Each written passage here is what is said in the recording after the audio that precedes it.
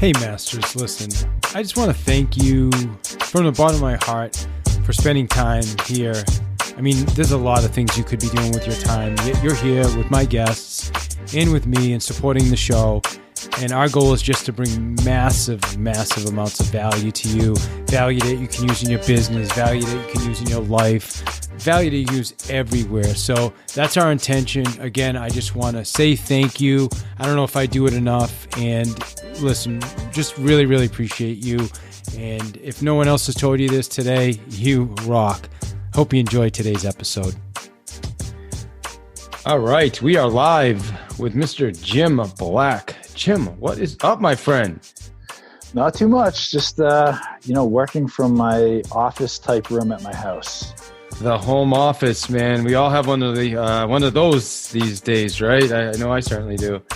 Absolutely. Yeah, man, it's good stuff. Well, hey, you know what? At least we have a home to have an office in. So I want to look at that and be grateful because this episode is all about being positive in the midst of all this craziness. So before we get started, let me just acknowledge Vulcan 7, who is our sponsor. And they've been supporting us for a while. And it's a great time to use their products right now where you can call expireds and forced by owners and load your database in and call everybody in your database, which is what we're doing. And use the CRM for follow-up calls and use the calendar and everything. So you can try the whole suite as a guest or as a listener to Path to Mastery. Just go to vulcan7.com/path to mastery. And that'll be it for today as far as sponsors. So, Masters, welcome. Jim Black, what's up, brother? Man, that whole intro was all messed up. It's all good though, man. We're just gonna go with it. All good. Everything's different now, man. You get screaming kids in the background, barking dogs, it's just a different environment. It is, man. I'm trying to just save some time on having to do an intro and then go into it. It's a lot of work for people who don't have podcasts. We'll talk about that another day. Well, Listen, I just want to say I appreciate you joining us. You and I go way back, man. We met each other, I don't know, 18 years ago or so. Something like that, yeah. At a camping trip, I think. Yep. And yeah, it was. And then a couple years later, went into business together. You were on my team your first 3 or 4 years in the business. And then you went off, did your own thing. And now you're a killer, man. You're doing a lot of business. You're I think, number one in our local MLS right now. Yep. And I just want to say thanks for just being who you are and spending some time with us today. I appreciate it. No, it's definitely, I appreciate you asking me. It's an honor to be on here. Sure. And just so people can put some perspective, what do you do for business? What's your volume look like? Yep. So our team last year, we did, about 56,212 sales. This year we're tracking and have a goal of right around 79,287 sales. That's awesome. In Central Mass and Northern Connecticut is where we focus. I remember years ago when you were on the team and we broke 100 units, and that was like a massive deal. Like nobody in that area had done that, and now you're up in close to 300 transactions. That's awesome, dude. Yep, just people. It's math and people. That's how you get there. Yeah. All right, so we got. Well, you know what? And I'm glad you said that because right now, I'm guessing things are changing a little bit, or is it still math and people? I think it's math and people. I think the biggest thing is a challenge we all have is right now instead of being face to face every day, we've got 14 people that are Zoom calling. That's how we communicate, and I think the biggest thing is if you don't have the right people right now, you're going to have a big challenge. If you don't have motivated people that are actually going to go do their job without you having to babysit them, so right now I think we're doing well through this because of the fact that I don't have those people, and there's enough for them to do where, and I think there's a trust factor too. I trust that they're going to get the job done. And, if they weren't getting the job done, we'd have to talk, but I think that's probably one of the biggest things. It's math and people, but it's really being purposeful on who those people are.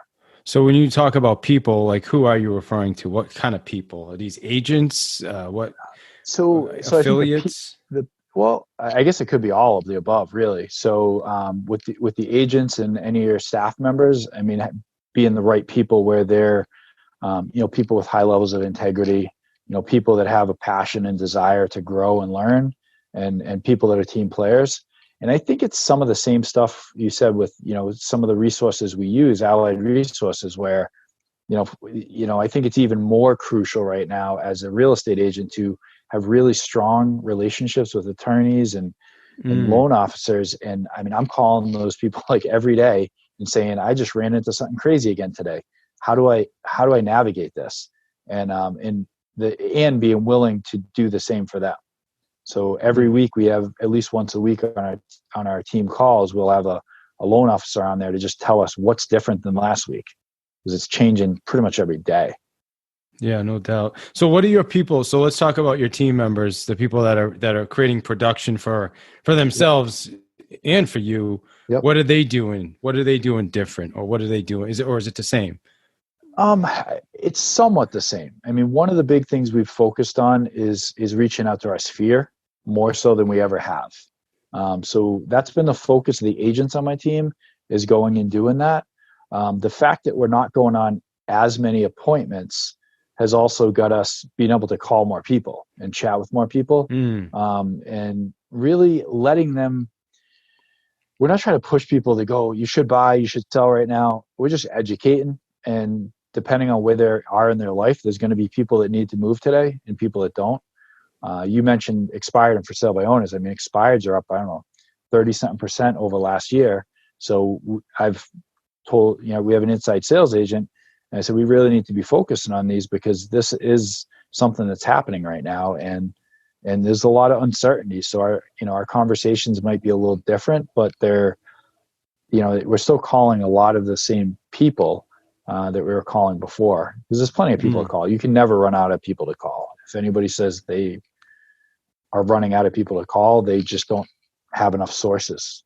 Sure. And you can always pick up this little thing right here and just start, if you can see that. It's you just start dialing your phone. Everybody's got hundreds of people in there. Everybody has one of those, right? Well, but let's talk about that. So you talked about expireds.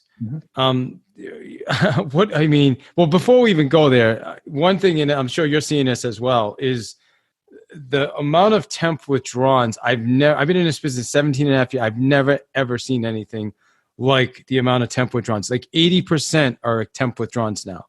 I think, I don't know if this is an exact statistic, but I've heard are like 75% of all sellers took their homes off the market. Wow. So I think what's going to happen is once they kind of let the gates open up, the market's going to get flooded with inventory. Yeah, it's actually really interesting. I had a mindset around that changed when I was on a call with a couple other top agents in areas where they are completely locked down in real estate. They can't leave their houses. They can't go into houses. And they were putting houses on the market every day. And the reason behind that is, you can do video tours. You can really show people every bit of the house. And we've sold a couple of houses that way. But what they were saying is, well, what happens when those floodgates open that you talked about? It's pretty much like going on Amazon and you start, you're shopping, you're putting stuff in your cart, and then you go to check out. Well, what are buyers doing right now? Everybody's on the internet looking at houses, and they're going and putting stuff in their shopping cart. If your house isn't out there, they're going to have another house in their shopping cart, and you're going to miss that rush that happens when all things settle down. Yeah, and I agree with that. And there's also the other side, and I know you know this too, is there are some people that it doesn't make sense to have their house. Maybe they're a senior, maybe they have health conditions, maybe they can't take the risk of having random people coming in and out of their house, right? Is that? Yeah. But then there's other ways too, right? I mean, there are other ways to market the house. Yeah, and in selling the house, it might not be the right time for them, and it's really just letting them decide. I just came off a Zoom listing appointment right before we got on this call, and that was, kind of the conversation we had. As I said, I mean, we could do it right now this way. We can wait and do it this way. I mean, I'm just giving the data that I know and the options that they have. and I'm letting them decide what way they want to go. I mean, if they decided to do something irresponsible and unsafe, I'm not going to agree to it. But if they're being responsible and safe based on a scenario, I'm going to give them options and let them decide what's best for them. So so when you say let's do it this way, what does this way look? Why don't you give us like the bullet points to that? Yeah, I mean, this way is, every house gets a 3D tour now. So we bought a 3D camera so we can go ahead and do those on every house. We make sure that every buyer that comes into the house before they're showing gives us a pre-approval. They're going to give us a form. That's cool. A form. We should have been doing that 20 years ago. Correct. These are things we should be doing anyway. Yeah. The signed form that our office has for the COVID, basically saying they're not sick and they know they can't touch anything when they come in the house. And in that email, they need to confirm that they watched the 3D tour. And then when they set up the appointment, we're setting up 2 to 3 blocks a week of 2 hours where we're giving 15-minute showing times. We are doing those showings. So we actually we ask the seller to turn on the lights to open the doors. But, if they haven't, we're going to do that. We're going to have gloves, mask, keep our separation from the clients, let them see the house. And then, next party has to, they have to be out in 15 minutes. Next party comes in.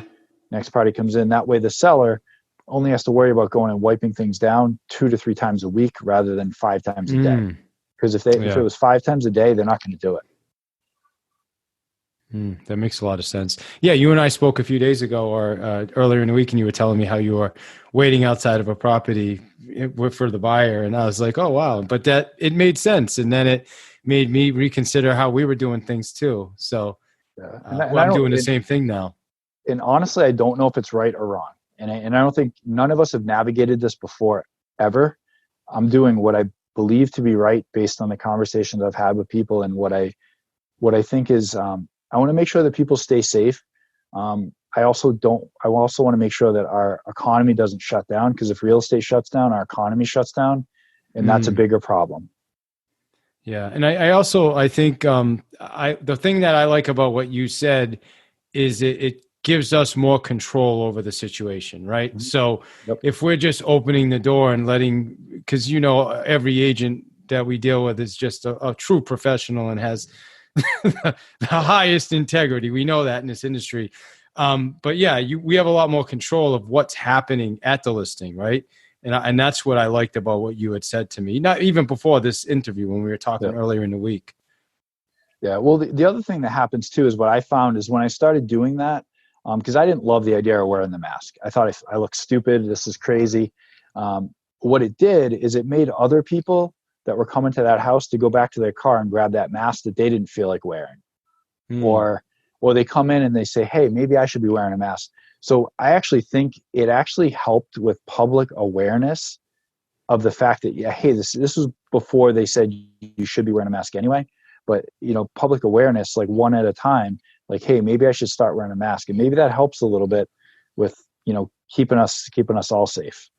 Remember when we went to family reunion last month in February or 2 months ago, and I was wearing a mask on the plane and everybody was making fun of me? Yep.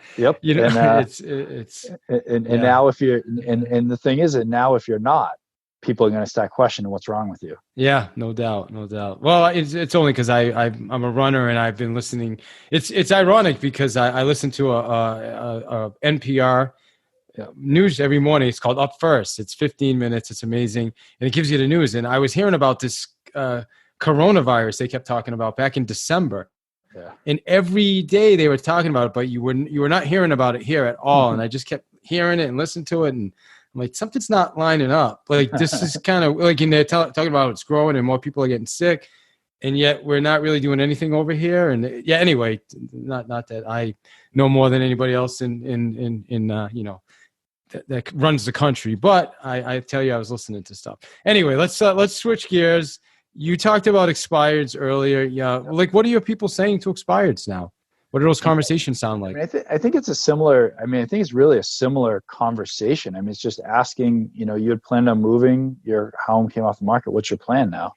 And maybe just adding in and I'm stealing this obviously from somebody else who came up with it, but how has this changed your real estate plans? Like, just add that to the conversation, because because the thing is, just because this all happened doesn't mean that whatever they have going on changed.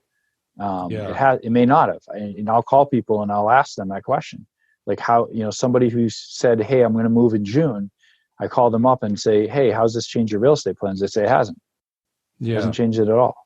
So, really just asking those questions. And I think just being compassionate and understanding, like, and, how are you doing? Like how, you might actually, it might actually help in normal conversations with expireds. Just have a little bit of compassion, talk to them and build some relationship. Excuse me. I think that's one thing I've noticed the most is that it can be the difference maker. If you start the conversation with, hey, you know what, are you healthy? Are you okay? Just, checking in. I know your house came off the market, but more importantly, are you good right now? Right. And then you're right. It's that compassion. It's an empathy. Then say, yeah, I get your house is off. Makes sense. What's the plan for the future? Yeah, because it's a lot of the calls are not the like, hey, what are you doing right now? It's more of a like, what is your plan? And a lot of it's probably going to be future. Some of it will be today, but a lot of it's going to get pushed out a few months. And there's going to be this surge and, pipeline. Being the one that's there for those people, which I also believe that, right. So every year, October, November, this, that's like the gold mine right there. That's like when you should be calling everybody under the sun, because you're going to get all these people saying, no, I'm not moving. I'm not moving. I'm not moving. It's Christmas. It's New Year's. It's, we're going to wait until after the holidays. We're going to wait till the spring. It allows you to sit in the office all day and make phone calls. Well, this is the same. It's not the same, but it's the same type of thing where you're going to talk to tons of people and you're going to build a pipeline of these people for when we come out of this. They're going to need somebody to talk to. They're going to need somebody that they trust, somebody that's helped them with whatever it is. And be genuine. Like, when you're calling them, be genuine. Like, I actually want to help these people. And there might be people that literally need some sort of help that you may actually be able to connect them with. Yeah.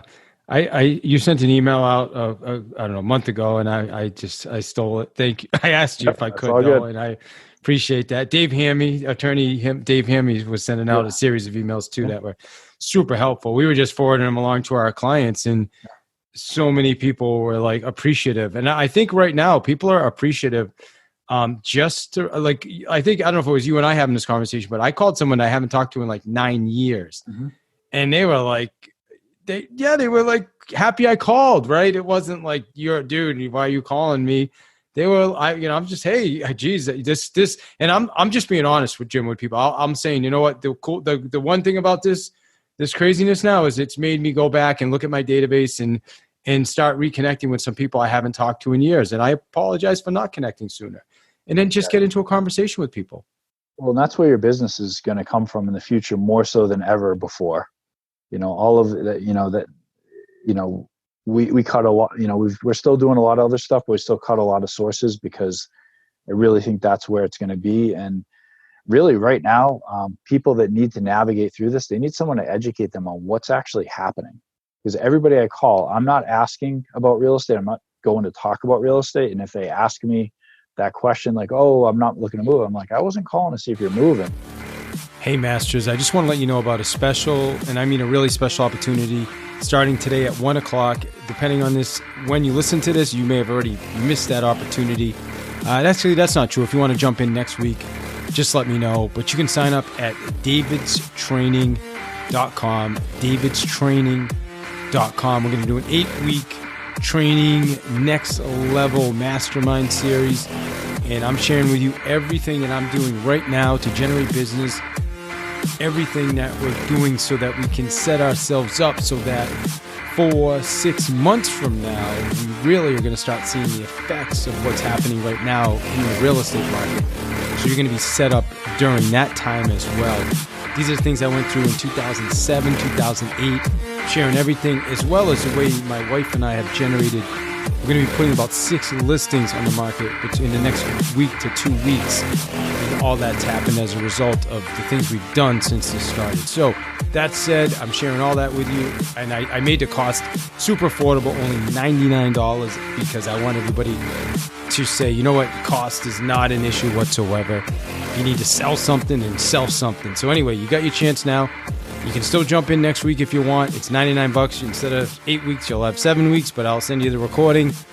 davidstraining.com. Once you register, I'll get you an email. We'll connect. You rock. Again, davidstraining.com. Enjoy the rest of Jim Black. How are you doing? But most of the people are asking me questions about real estate. They want to know how, and some of the people, I've got a couple calls out of the blue from, clients of mine with like, how are you guys doing? Like, how, what's happening? Like I was, I was thinking the other day, I'm struggling, and I was thinking like, how are you? And, which was one of the, I think there's always a silver lining, and you said this before to me a bunch of times is, what's good about it. And that's the thing. Like, okay, like this is a mess. What's good about it? Well, there's a lot. There's a lot that's good about it. We've slowed our lives down, allowed us to connect. Maybe it's only virtually to people in a deeper way than we have in a long time. So there's a lot of good that comes out of this, and there's a lot of bad, but it's a lot of good.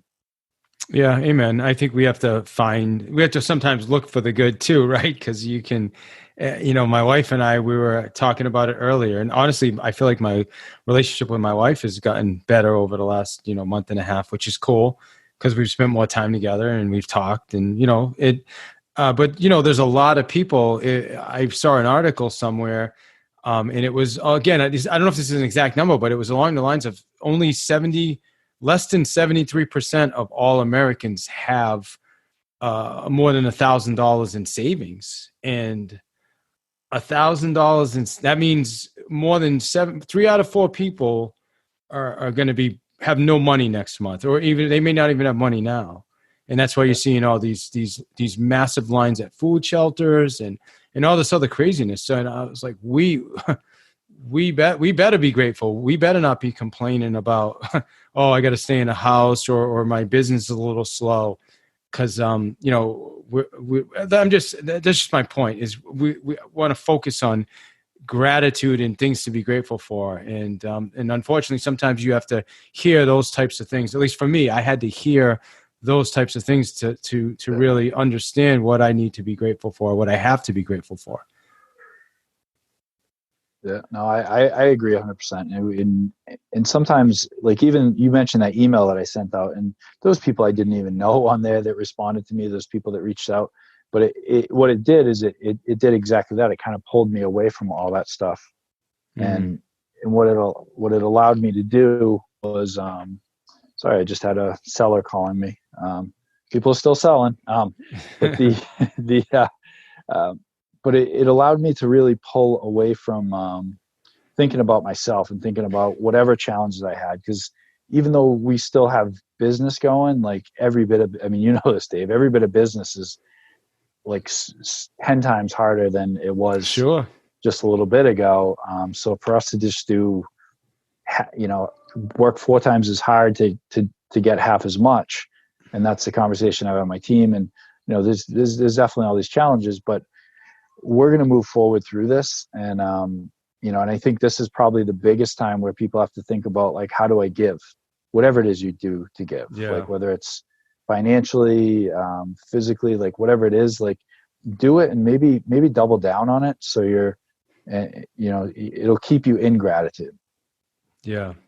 Yeah. I think I agree with you 100%. And it's also a time, and you tell me if you agree, we have to change the way we're doing certain things with relation to what we're investing money on, what we're spending on, I know for us, we had coming into this, we had about 7 or so pendings, and a bunch of them have closed. One fell apart. We had 2 more closings.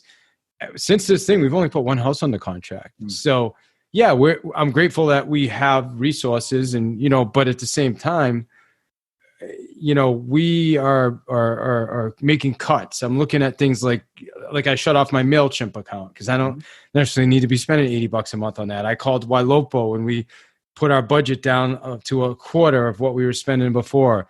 Realtor.com, everything's cut in half, right? Are you doing those things too? Yeah, we cut about 15% of our budget. I mean, some of it was just fat, honestly. Some of it was stuff like travel, where we set a really big budget, where we really ironed it down and say, okay, if we're going to go to this training, well, like little things like, okay, like if you go and we pay for, if I have a room, I need to split it with somebody else, or I have to pay for half the room. Like little decisions like that. Well, you're not splitting any rooms now anyway, right? So no, I'm not. But I'm saying when we get back to it, that was a lot of what we looked at is those little things. And it was, even little office expenses, like, are we getting the best deal on water? Like, we renegotiated our radio and TV stuff we were doing. So a lot of things we cut where we could cut. We renegotiated where we renegotiated. And there's still a bunch of stuff that we still have to go through, like things that we still need to cut. But we made a list of things we need to cut now. And then we made a list if things get really bad that we have to cut later. So we made sure that we made those decisions up front so it's not emotional later if things got really bad. Yeah. Well, I think, I'm fortunate to have gone through the last recession or whatever you want to call it in 2007, 8, and 9. And that was one of the things that Gary Keller taught us back then, was to look at everything, and anything that's not essential, like necessary, it has to be cut. So, I kind of did that same, exact, I don't know, what do you want to call it? I'm like, I had a loss of words. Exercise. Yeah. Thank you. Exercise. Same exercise now, and I found a lot of stuff that we could cut away that we didn't really affect the business as much as and we're making up for everything right now by just calling a lot of people. We're doing more cold calling than we've ever done, and more connecting with people. So I think that's where we'll make up the difference. In, like you said earlier, just filling that pipeline. I think right now, 8 out of 10 people we talk to, they're not going to do anything right now. So it's just about making sure when they're ready, we can get back in touch with them. Yeah, I think we get excited when we actually have a reason to leave the house for the day, because it's, it gives you all this extra time to do those, to talk to people, connect. That's really what we should all be focused on for real estate agents, where we have an 8-hour day of work every day if we choose to. Without leaving our house. Yeah. What are you guys doing? I mean, remotely, how are you adapting to that? Has it been challenging for you, or your team? So initially we started right away. We had a leadership meeting with me, Olivia, and Jason every morning from 7:30 to 8. We switched it up because it's a little bit less crazy to Monday, Wednesday, Friday. Every morning our entire team gets on a stand-up call at 8:30. We talk about our gratitudes. We go through our goals for the day. We do role play from 8:45 to 9. We still doing a group training on Tuesdays, a group team meeting on Thursdays. So all our meetings, everything we did before is still in place. And those things, having that morning meeting just kind of starts the day. Yeah. Because people are, they may or may not shower before that, but they got to get ready. They got to get going for the day, as opposed to just, getting up whenever. And so it's keeping a level of structure. And I even sent, I stole it from Matt Miali. He had sent it out to a few people, but he had a workout of the day, basically, which was what does your day look like? Basically a new schedule for this time. And I modified and shared that with my team and said, pick a schedule for yourself. It doesn't have to be perfect here, but something you're actually going to follow and do it. And I've, so just been working on really refining people's schedules on a personal basis. Okay, you got this list of follow-ups you got to make. Okay, let's set an hour to do that, every day. So really being more structured, because being in the office, I think, made it easier to be structured. Being at home, it's not easy. Well, it's I think the routine is key.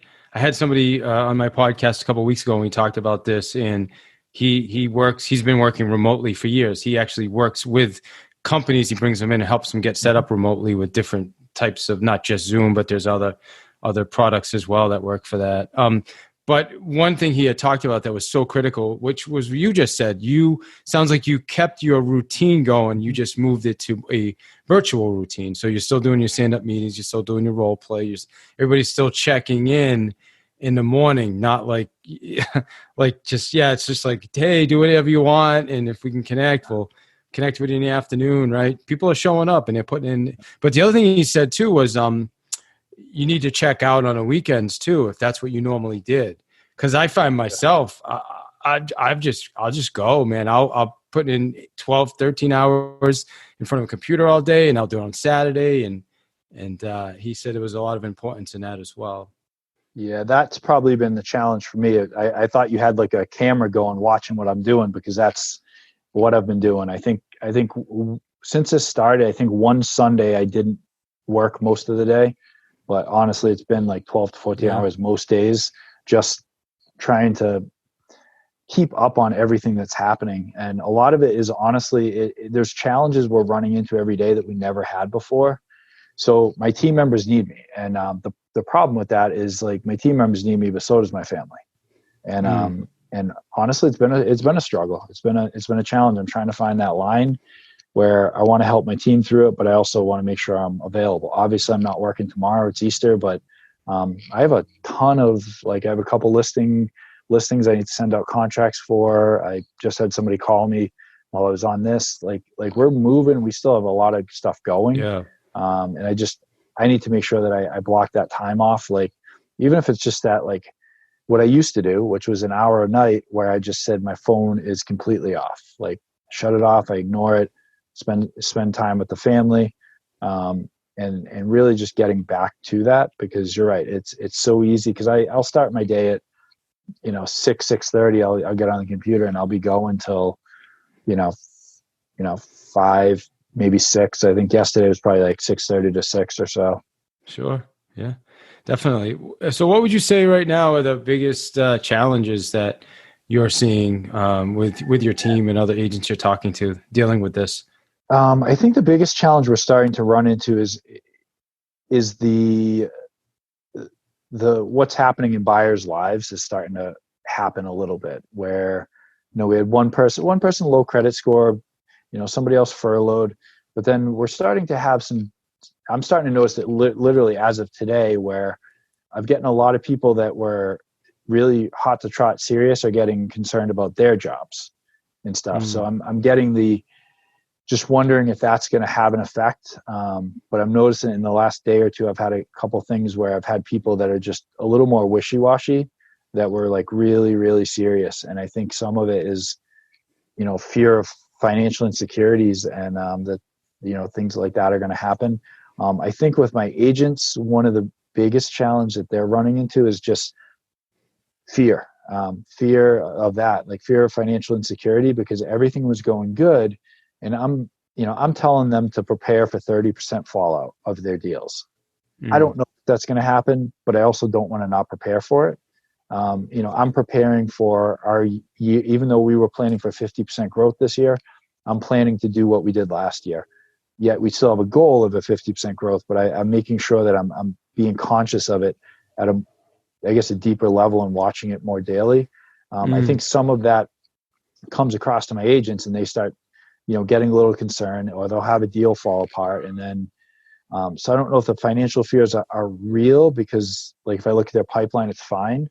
But I think with everything coming at us, regardless of what our pipeline looks like, it's scary. And it's not going to be as good as the actions we're taking. It's just not, there's no way. Yeah. Yeah. I think we're seeing legitimately working probably 4 times harder as far as in the lead generation, and probably getting a 25% of the results we used to get based on the activity. So we have to mentally be prepared right now for, and I don't have a crystal ball. So I don't know when this is going to end. I don't think anybody does, to be honest. And we don't know the impact it's going to have either. Even when it does, even when they do say, okay, everybody can start going outside with masks now. what's going to be the fallout of everything that just happened. We don't know. So I think you need people that are really strong minded right now and are going to be committed to showing up every day, like you said, and just because you said in the beginning, it's a numbers game. Even now it's a numbers game. The numbers may be a lot smaller. Like you may have to talk to a lot more people, but the numbers are still there. Right? Yeah. Yeah. I mean, we're cautiously optimistic. I mean, we brought one person on since this all started. We have somebody else starting on Monday. So we haven't stopped with our forward moving plans. We've shifted things. And honestly, so I brought an agent on, brand new agent, a little challenging from how do you train them virtually. But we've been working on that. One thing I would say though, is they're coming into this market, which is normal to them because they don't know any other. Yeah. So if anything, if you got a team and people their heads aren't in the game, go bring on a new agent.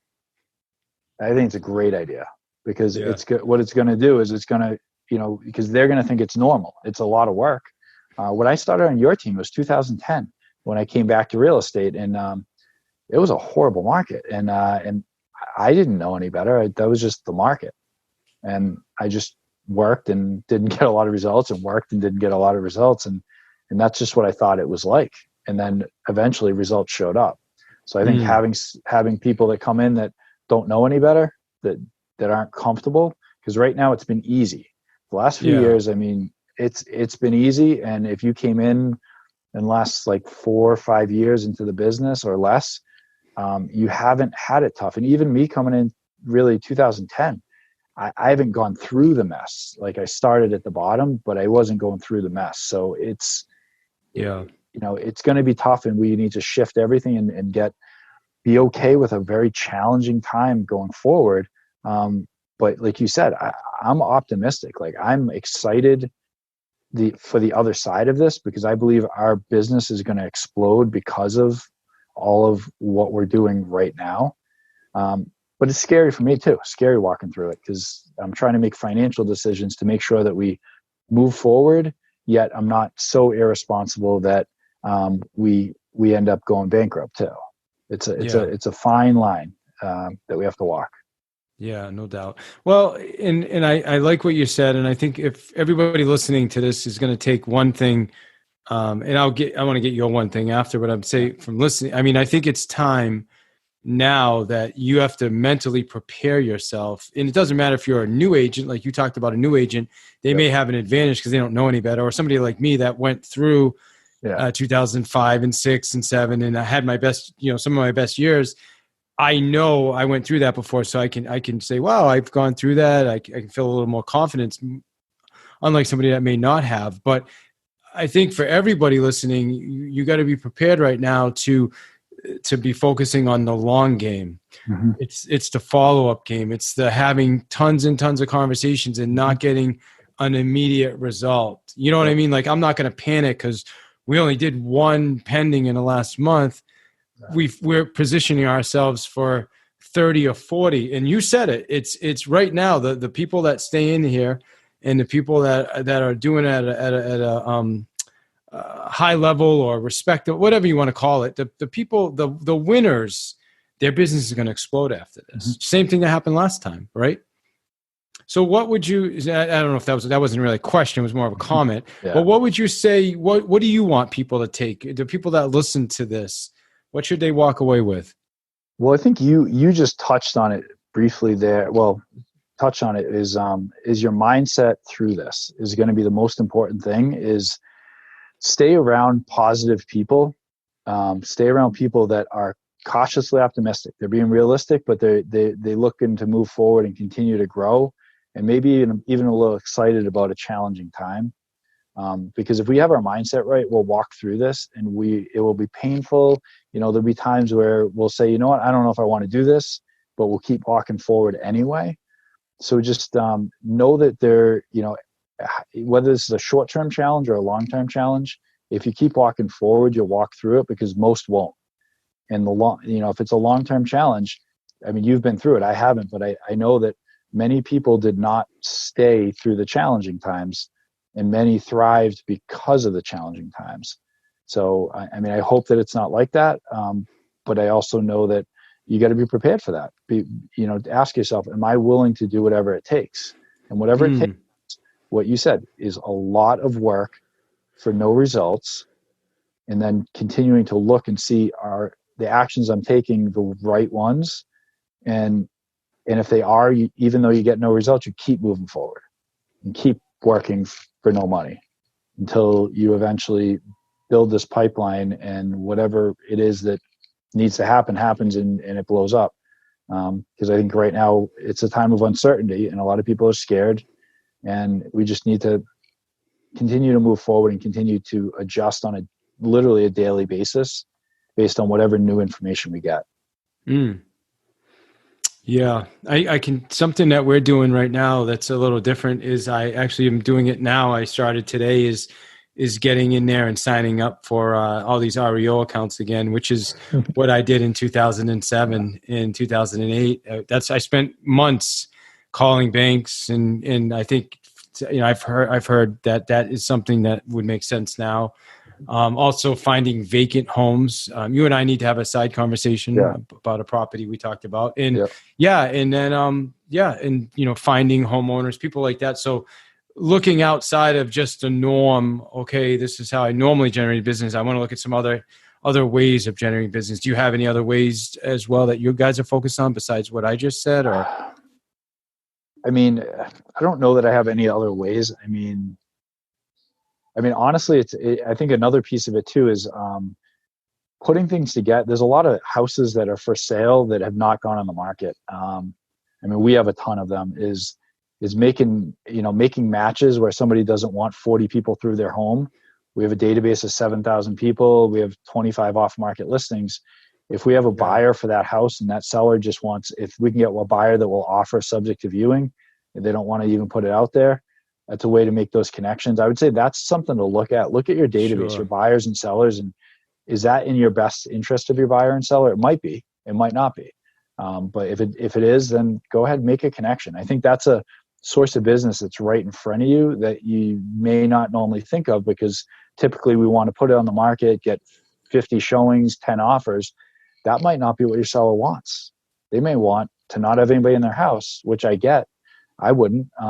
And they want one person in their house and they buy the house. So that's something to think about. I think that's a great source that we all have. Yeah, no doubt. All right, man. Well, hey, listen, I appreciate your time. How do people get in touch with you?